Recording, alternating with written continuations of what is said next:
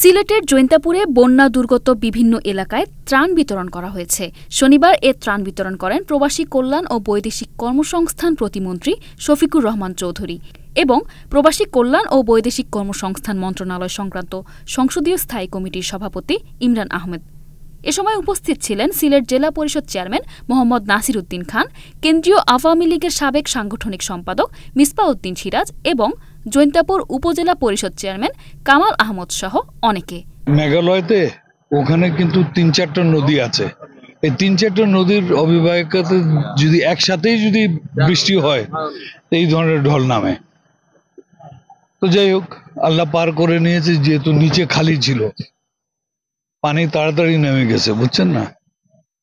আশা করি কোনো সমস্যা হবে না। আর সরকার যে আমাদের যে প্রশাসন যেভাবে যে হ্যান্ডেল করেছে, হয়েছে তো ২-৪ দিন, হ্যান্ডেলের মধ্যে কিন্তু আমার মনে হয় কোনো ত্রুটি হয় নাই। এটা তো আপনারা দেখবেন না, আর যদি ত্রুটি হয়েও থাকে আপনারাই কিন্তু ওটা দেখাবেন।